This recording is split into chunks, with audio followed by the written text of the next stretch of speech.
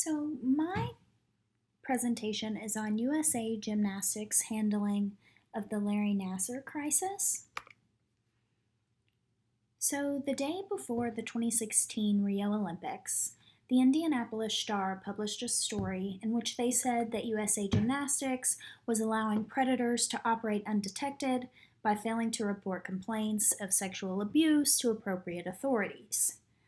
By September 2nd, two women had come forward with sexual assault claims against USA Gymnastics personnel to the Indianapolis Star. After a month-long battle between USA Gymnastics and the Indianapolis Star in Georgia, USA Gymnastics was told to hand over documents and depositions regarding sexual misconduct at the hands of over 50 of their coaches. USA Gymnastics appealed the court decision and refused to turn over any files until the appeal had been completed. So in October of 2016, the previous court decision was upheld by the Georgia Supreme Court, and USA Gymnastics was told to release all pertinent documents. USA delayed and then redacted a large amount of the information rather than taking the court's directive or issuing an apology. So there were many prodromes that should have been noticed by USA Gymnastics, and those include an occurrence in 1991 when Robert Head, who was a USA Gymnastics coach, went to prison for raping a 12-year-old gymnast. And then between the years of 89 and 95, USA Gymnastics quietly releases 11 coaches for sexual abuse violations. Now, they do have a list where they publish the names of people who have been suspended by USA Gymnastics. It's called the Permanently Ineligible Members and Participants List. So their names would be published there. However, there was no reason listed. So if somebody were accused of sexual assault up until 2012 when they listed a reason, they would have to call USA Gymnastics directly and ask why they were banned from coaching for them. There are also a lot of prodromes that could have been noticed in other sexual assault crises and cases in sport, such as with Penn State, USA Swim, etc. So now what we know today is that the gymnast from the original reporting the day before the Rio Olympics in August of 2016 was the 14th person to come forward and make a formal complaint against Nassar, and today his number of accusers is over 150. The Indianapolis Star found 350 documented accounts of gymnasts being sexually assaulted by USAG personnel, and then we also have learned that USAG learned of the sexual assault reportings against Nassar in the summer of 2015 and decided to turn Nassar over to the FBI. They said that he's fired. Nassar disputes this and says that he resigned or retired, but they did not contact other places that Nassar was employed, such as Michigan State. So let's talk a little bit about their response. So 1.5 years after the board learns of reports against Nassar and 6 months after the original reporting by the Indianapolis Star, USAG released a timeline of their response that told when they reported him to the FBI and did not issue an apology. 7 months after the original reporting, the USAG president resigned. His name was Steve Penny.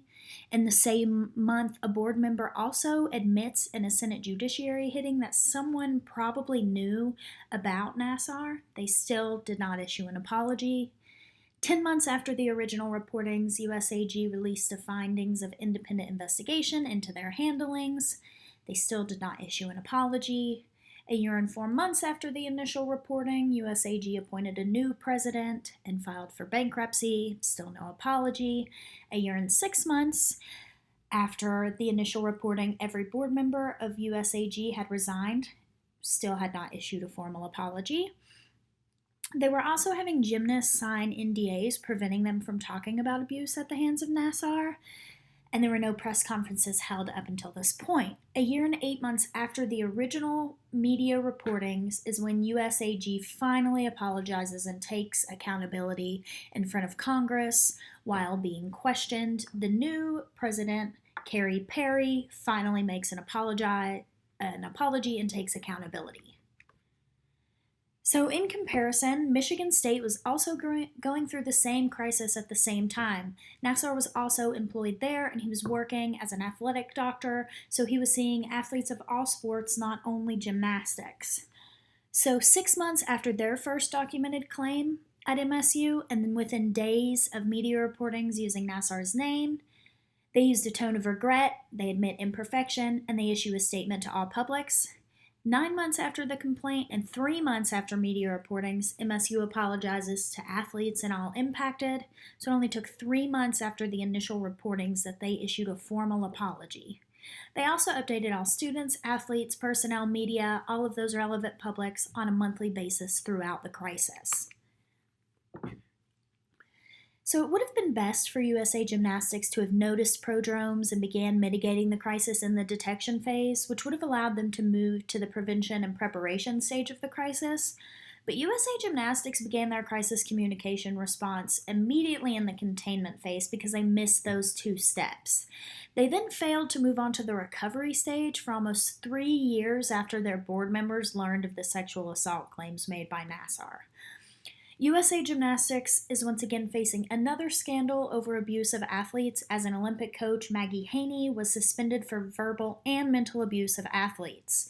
USA Gymnastics once again did not come forth with this information. It was once again reported by a news agency, and they have not released any relevant information or documentation.